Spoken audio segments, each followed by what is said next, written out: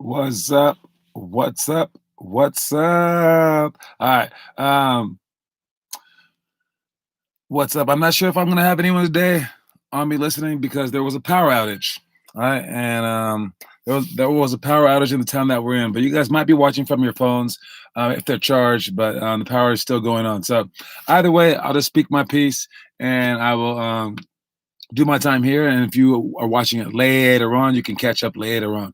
All right. But for right now, I'll just start with today's drills. This is a Monday. Hopefully, you guys had a great weekend. Hopefully, you guys were working over the weekend as well. All right. Today, we are the quote of the day is to try harder. All right. And for this one, it goes back to my entire program, basically. So, what I do, and it's a really interesting, like, I don't know, interesting is the right word.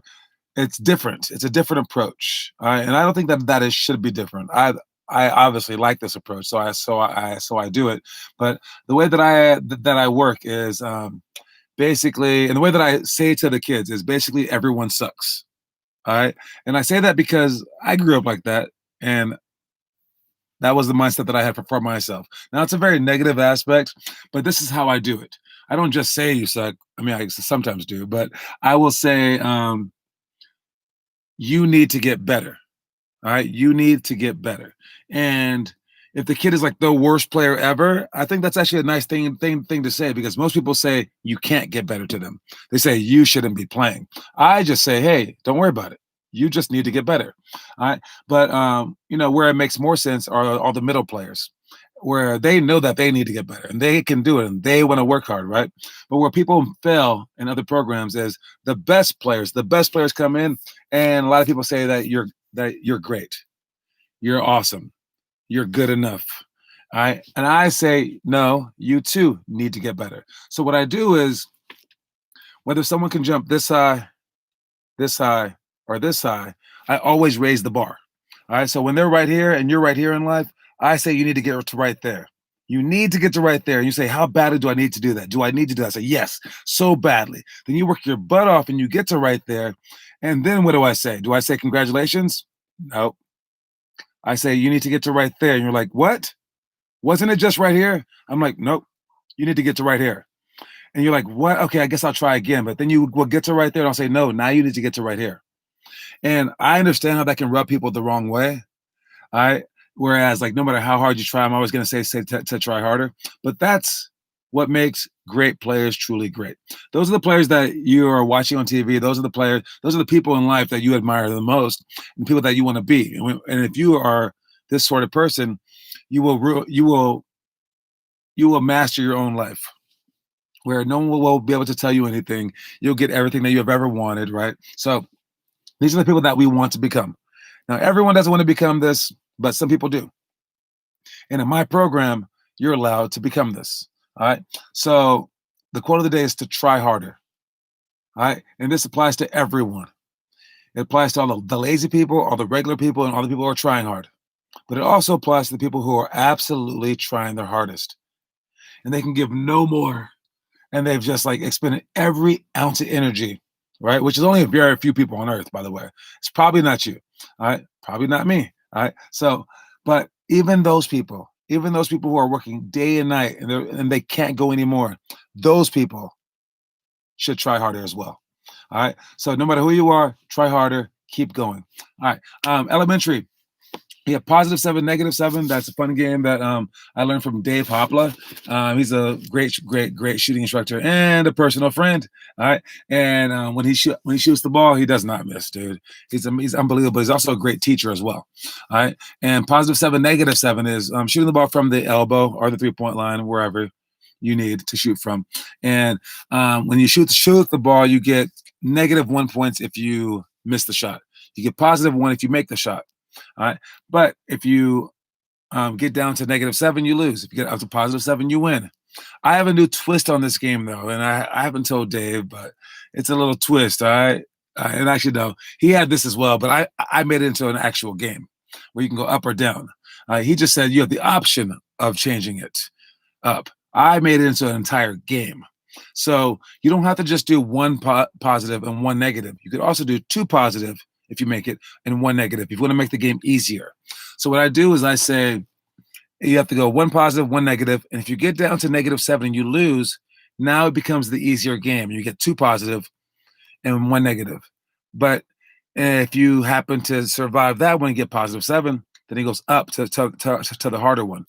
And then if you survive that one and you go to and you keep going, keep going, keep going, and you get to +7, now it gets to the harder one, where it's positive if you make one, -2 if you miss. All right. And you keep doing that one, keep doing that one, keep doing that one. Again, if you go down, you go down. But if you go up, you go up. And if you go up from this one, now you're going to shoot 3-pointers or deep threes if you're already shooting threes. And now from the 3-point line, you do the easy one. If you win that one, you do the hard one. If you win that one, you do the hardest one. If you survive that, you've won the entire game, and it's impossible. Now, it's not impossible. We've had one group ever do it. It's with Sean Smith. He's one of our best shooters, though, and that group did it.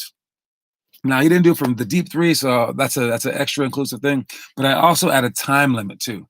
So starting from the first one, you get time 10 minutes, and if you lose again, boom, you go to the easier one. But if you lose this one, drop down, do 10 push-ups, start over again. And the whole point is to one, shoot pressure filled shots. But then two, the point is just to keep shooting. You just play the game so you continuously shooting. And it's a great way to entertain your mind so you can get more shots up, more shots up, more shots up. And you're shooting them by yourself or in a group. If you have a group of people that you are safe with, by the way, who don't have viruses and stuff like that, you can get 2 basketballs with 3 people and shoot your ball, go get the rebound, and pass to the remaining person because you can get more shots up during the sun.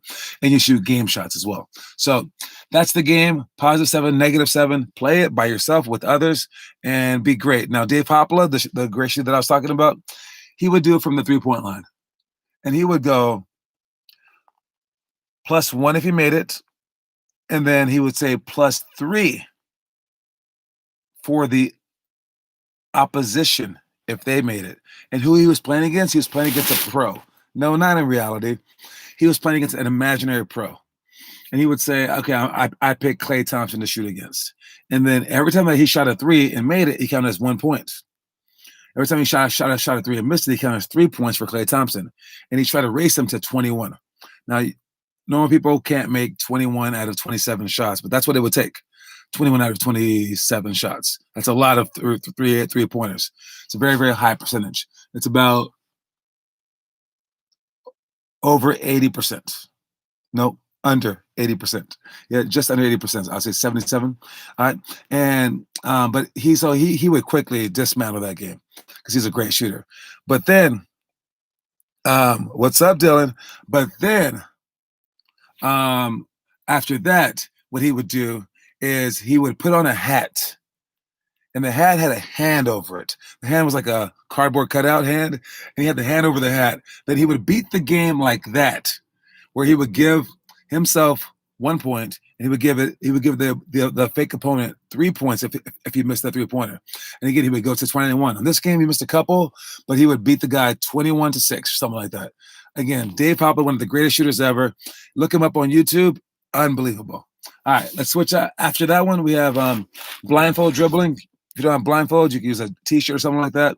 The rhythm drill, scissor ladders to shots, flare repeat to shots, and interior cuts to passes. And again, the quote of the day is to try hard. And no matter how hard you're trying, try harder. And again, I know I'm the meanest guy in the entire world. All right, I'm gonna get you guys to try so hard, and you're gonna be like, "I'm doing it, John. I'm doing everything. Am I good enough?" And I'll be like, "Nope, try harder." And you're gonna be like, "No." All right, but I mean, look at Steph Curry. All right, he's a great, great, great, great example of this, the try harder mentality. Steph Curry came into the league, and he was pretty good, little special. Then he worked his butt off. He tried harder, even though he made the NBA. He still tried harder. Was he already doing good enough? Yes. Did he improve even more? Yes. He tried harder. So if Steph Curry can try harder, then you can. But that's not all. He played in the league for about 4 years, and he was pretty good. Then 1 year he became amazing. Boom, it snapped into place. And Steph went off to have the greatest 3-point shooting year in the entire planet. People said he is the greatest shooter in NBA history just from this one year. It was so magical to watch him play. Wow. No one's ever done better. He shattered every single record, not by a little bit, by a lot. He had like 300 threes. It was like crazy this season he had. That summer, after being crowned the greatest shooter in the history of the game, guess what Steph Curry did? He tried harder. He tried harder. And what did he do the next year? He could have done it as well, right? No, he did better. He shattered his own records. So you thought he was the greatest guy ever. Now what is he? The greater wrister. I mean, you can't get any greater than greater, right? It's like crazy. All right. He kept trying harder. So for you guys, I know it's annoying to hear me say it, but I'm going to say it. No matter how bad you are, how good you are, how middle you are, I'm going to say try harder. No matter what you reach, I'm going to say now, step it up. All right. And we did that with our girls, actually. Our girls team, I had them play against some seventh graders, and they played some seventh graders like for a while. And they were losing by 30 points, 20 points. But then they started catching up, losing by 7. I was like, okay. They were fifth grade girls playing against seventh grade girls. Then finally, boom, they started winning. And then actually a girl asked me to do it. She goes, can we play against eighth graders now? And I was like, oh, yeah, you understand. So I found better competition for them.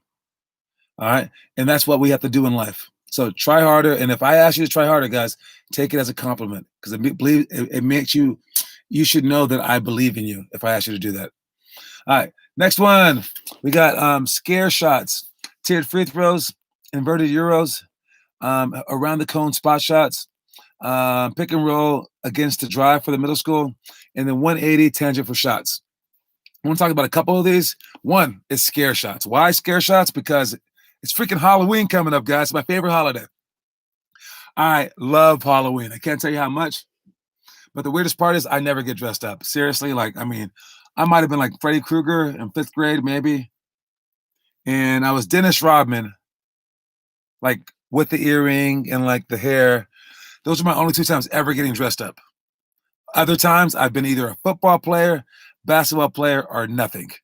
But I still love the holiday so much because everyone dresses up. It's dark. It's fun. You get to scare people. It's cool. So we talk about scare shots. All right. For scare shots, you can't get scared when you shoot. All right. When you shoot the ball, don't worry about it. If they block it, they block it. I mean, you chose to shoot it. You should know whether you can get the shot up or not. But if you choose to shoot it, you shoot it without any fear in the world. And but for this drill, we stand on the free throw line, and then they want to run out to us and put their hands up. They're not allowed to block the ball, but you're also not allowed to pump fake. You must catch and shoot the ball immediately. And they can do everything but block the ball or touch you. All right. So I like to jump and then duck just to like mess with them. All right. That looked funny. All right. But still, jump and then duck out the way. And other people like to scream like, ah. Other people like to like pretend to punch them, pretend to throw a ball at them, whatever. Okay. And we like to play this game because it's fun. It's pretty exciting. It's kind of enthusiastic, but you also so that you can have absolutely no fear. You get to focus on the rim and practice focusing on the rim. All right. So scare shots. And the other one that I'll talk about is I talked about it earlier today in my workout is pick and roll against the drive. All right. Now, when you're going for a screen from the wing, you want to stay wide. You want to stay wide so that you can have more options and to keep the defense spread out. When you're going for a pick and roll, though, from the wing as a guard, going for the pick and roll, as a defender, you should force them to the screen because you're going to have help on the other side of the screen from the picker's defender. You will have help. All right, and if you don't force them to the screen and they go the other way, there's very little help on the backside. So as a guard going over the screen, if they're not forcing you, you can pretend to go over it and then go against.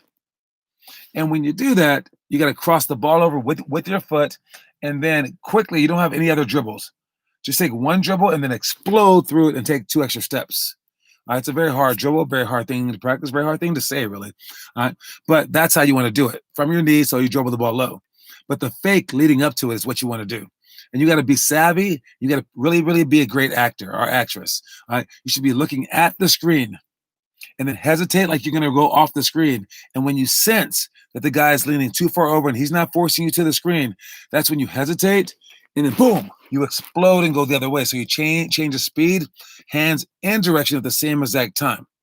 All right. Now, when I tell players this, they always struggle for some reason. It's weird. All right. And I told the group this earlier. So my ex-wife, she was a premier basketball player, one of the greatest basketball players in the history of Moraga over here. And she has a daughter.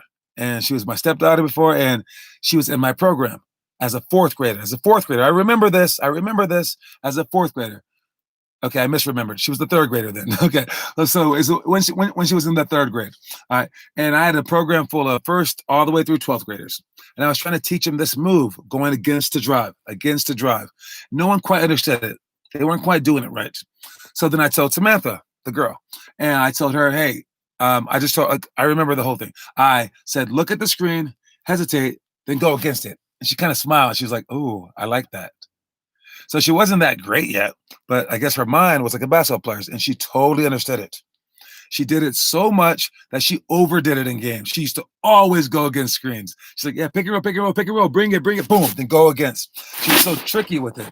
And she was only a third grader. And I was like, whoa, that is deep. And like maybe there is something to like some players are just born with it. She had a stepdad who was a professional basketball player, her mom, basketball player. All right. And like she was around basketball a lot. She watched it. So maybe that's all that combined. Just make her understand it like that. Or maybe you guys aren't listening to me. I don't know. Maybe a little bit of both. All right. So when you go to screens and they don't force you to the screen, you look up, hesitate, and then you sprint against it. If you do take no dribbles for the finish, that's perfect. If you must take one strong one, and then finish with the opposite hand. All right. How is she doing now? She is in college this year as a freshman, going to Southern Utah University, where her mom coaches, and they have not started their season. But I think she will do well. She's a D1 basketball player, so that's all that you can hope for. And she's playing for her mom in college, which is awesome. All right. Next thing that we have is high school workouts. We have twist passes. Dylan just this morning did his twist passes against his little bouncy bed thingy. All right. And I told him when you twist through, you have to catch the ball with two hands on this side and rip through. That's the opposite of our pro hop where you bring one hand through. I told you guys, if you bring two hands and go through, it's way too slow, right? But it is safer. It is stronger. Well, for this one, for the pro hop, you don't want to be safe. You want to be quick. But for this one, you do want to be safe, and you also want to be strong. So when you catch a ball from this side of your body and want to pass the ball to that side, you don't pass across your body. You rip it through as hard as you can, and then you pass it with this hand pointed to the side. Okay, and when you rip it through, you want to rip it through like you want to rip their arms off, if their arms happen to be there. And when you do it with such like ferocity, something like that. You do it like that, ferociousness, maybe. Okay, you rip it through, they're gonna back away from you. Because again, if you hit their body, they might call offensive foul, but at least it's gonna hurt the other guy. He'll back away. All right. So you rip through as hard as you can because you don't let them steal it from you. You don't let them just catch you off guard and steal the ball. You don't let them do that. Because I've seen players that will let someone do that to them. Then they would be like, oh, no, I got to take it out the game. And the coach is like, sit down, Billy. And you're like, no. And then he goes out there and then they try to do it again. And this time you're like, no. And then all of a sudden you get mad. Well, why don't you just get mad the first time and it wouldn't happen to you? All right. So when you rip it through, get mad, rip it through. And when the guy's like, dude, I wasn't even trying to take it, you'd be like, sorry. You could have. In my mind, I imagined you taking it. And I'm not going to let you take it the first time. All right. So beat them the first time. All right. So that they never take it from you in the beginning. All right. So practice ripping the ball through, switching your feet so that your feet are pointed. Next one is no look passes. We practice my favorite one where you fake it this way, look this way, and then pass it that way. That's the Magic Johnson one. He's passing the ball again against the bouncing bed. Then we did one-on-one defense only. And I tried to be his offensive player, but I wasn't moving that much, but he was trying to guard me. And I noticed that Dylan's biggest point was he did the first step pretty well, but he didn't keep going. or he would stop me and I would step back and then he didn't keep going. All right. Defense is never over until your player actually gives up the ball. All right. So it's more than just one step. The first step is very, very important. But after that, you must keep working. And when you change their direction, whether they spin or they step back, you have to have one more push in you. One more push to close back out. One more push to keep up with the spin so that you can body him. You want to have your hand right there in the space for every single shot without fouling him, of course. All right. So our coach in college would call that finish the play. All right. Like you played great defense, you stayed in front of him. Now finish it. All right. Like in football. You went all the way down 99 yards. Now finish it. All right. If all defense was you stand 2 feet from me, I have the ball, and then you run 2 feet here, everyone could do it. But no, defense is I try to drive, you slide, and then I step back, and then I'm 2 feet away from you, and all you have to do is step 2 feet. All right. Now, when I made it just that, you could do it. But when I made all the other stuff, it was hard. Why is it hard? Because I'm switching directions. I know where I'm going. You don't. But again, change your mind faster, react faster. All right. Next one is closeouts to slides. We did that one. Oh, man. We did, I think, just 2 sets of 10. Pretty exhausted, but we did that at the end of the workout. All right. Closeouts got to be as fast as you can. Then the coach points either that way or that way. And you got to slide with the correct foot. The correct foot is very, very important. And then we slide back to the baseline. Mid-post series, that's where you step long, inch back, shoot your shot. It's the Zach Randolph series. You spin it out from the block to the free throw line, and then you're in the mid-post section. You can also do this from the wing, in between the wing and the block. All right, it's a mid-post game. Step long, read the defense, just like Lana's moves, and then you can shoot your shot. But now you're gonna rip through low, and then sweep through for a layup, or rip through. And if he cuts you off, spin move. If you react to a spin move, rip through low, fake spin for a jump shot. They can't stop all 4. All right, and then the last one is post regression. Step middle hook. Step middle, spin back hook, step middle, fake spin, dream shake hook, and then step middle, pump fake, rip through for the up and under. All right. Last thing is our story of the day. And our story of the day is, this story right here. All right, let me see. So I said his real name. I know we're on live, but like really, there's not like a whole bunch of people here. So I can get away with saying this dude's real name. All right. So in the book, it says, the player. Okay, dude, his name is Dylan Middlemiss. Look him up. I'm sure he's like a college football player somewhere. All right, whatever. This dude, and Dylan spelled Dillon, not like you, Dylan. All right, and this dude was huge. All right, about 6'4", 6'3", maybe, 8th grader, but he weighed like 280 pounds. Huge guy. Super nice though, not fat, just big. Super nice. And he had a chance to win the basketball game for us. In Colorado, I was coaching the 8th grade team, and he goes up to the line, and he shoots a free throw. We're down by 1, 0 seconds on the clock. Like, how many people get a chance to do this? And he airballs the shot. And everyone's like, it's okay, Dylan, try again. And he gets a second shot. Now he can tie it. Boom, airball again. And he immediately puts his head down, comes over to me, and I was like, good game, because I played so many basketball games. Like, hey, you win some, you lose some, right? And plus I wasn't playing, so yeah, it is what it is. All right, but we were gonna shake the other team's hand, and he comes up to me and he's crying, and I look at him and I was like, yo, dude, come here. How often do you practice free throws? And he's like, I don't. I was like, do you shoot 100 free throws a day? He's like, no, I don't. And I was like, then you don't deserve to cry. Because he doesn't. Crying is the right of those who try. All right. Try hard is a quote. Try harder. All right. Crying is reserved for winners. And not so much winners, but because we all lose, right? Crying is reserved for winners who lose. Yes. Because even sometimes winners lose. And you win by putting forth a great effort. So when you see people, and you've seen them, all right, in the finals for the NCAA or finals for the NBA, both teams are crying.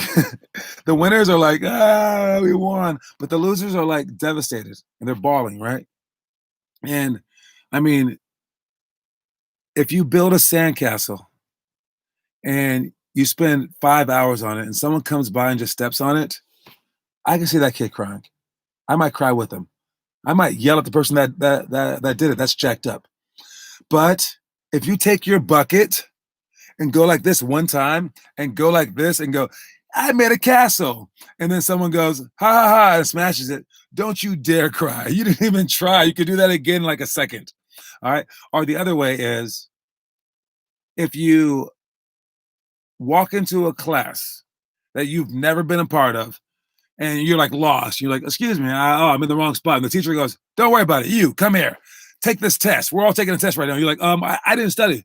And they're like, no, don't worry about it. Just take the test. And you take that test that you've never seen before and you fail it. How mad could you possibly be? Like, you don't want to fail a test, but still, how mad could you possibly be? You didn't study.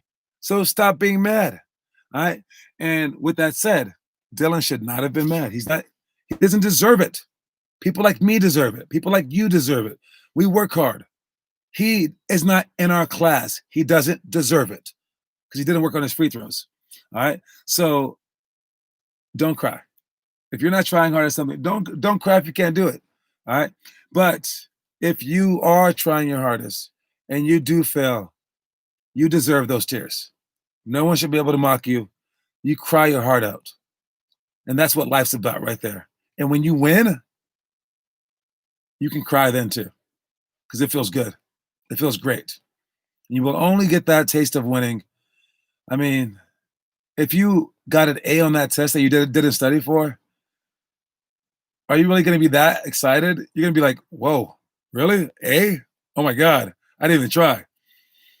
But if you like put in 12 hours a day for like a month and you failed the previous test and then you pass this test to make it to like college and you did that, yeah, you might shed a tear because it matters to you.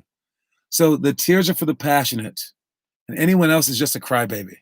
All right. So don't let me catch you crying over some stuff that you didn't work on. That's silly. All right. Anyways, I'm sure Dylan's improved right now. He's a lot better. Can I look him up real quick? Let me see. Dylan Middle Miss. Let's look him up. Let's see where he is real quick. Middle Miss. I think that's how you spell it. Dylan Middle Miss. Yep. As I said, I didn't even know this. Okay. I looked him up. He is the offensive tackle for Colorado. He is 6'6" and 270 pounds. Yeah, he's huge. Now he's a junior. Yeah, he's a monster of a guy. So yes, he has obviously improved at football at least. All right. So I like to tell that story and know that Dylan is doing really, really well in life. But for that 8th grade year, I had to tell him what was up. All right. And he got over that too. We also won the championship after that game. All right. Anyways, you guys, we are still working out today. We are still having workouts. I know that there was a power outage. All right, Tice Valley is still open because Walnut Creek, their power is still on. So we're still good there. I know that you guys are without power in Moraga and Lafayette. All right. So hopefully I'll see you guys then. We might have a smaller group, but it's all good. And then what else is there? Oh yeah, we have one more spot only left for workouts. Actually, I lied. We have no spots left for Tuesdays, 0 spots left for like Wednesdays, I think. And then 1 spot left for Thursdays and Fridays, and 2 spots left for Mondays. So we're almost sold out of November. So if you want to get in, you got to get in now. If you want to do the Tice Valley indoor workouts for November, I will open up the January and February days at the end of November. So heads up for that as well. And we have nothing for December besides these things. I will keep these things up through the holidays. I will even do this on Thanksgiving and Christmas. The times might have to switch a little bit. I'm still not sure what I'm going to do. I was thinking about maybe doing it in the morning and throwing them up online, and then you can watch it anytime throughout the day. That might be my workaround for when I'm in, like, I'll be flying in an airplane. I don't know what I can do. Because I don't want to talk with all the people around me. So it may not be at the right time, but I'll do it earlier. All right. Anyways, that's all that I have. Make sure you guys are still working. Remember, try harder. No matter how hard you're trying, try harder, try harder, try harder. Anyways, great job today. Great job every day. Make sure you guys are doing your stuff, your challenges. Make sure that you're doing your homework, your monthly homework. We're almost done with this month, so the Nastro is almost done. We have 5 more days of the Nastro. 5 more days. We've been doing it every day at the Tides Battle thing. Hopefully, you guys have been doing it at home as well. All right. It's a tough month, but it's to prepare us for high school or prepare us for our real season. So heads up with that. Anyways, I'll see y'all later. Reese's Pieces, homies.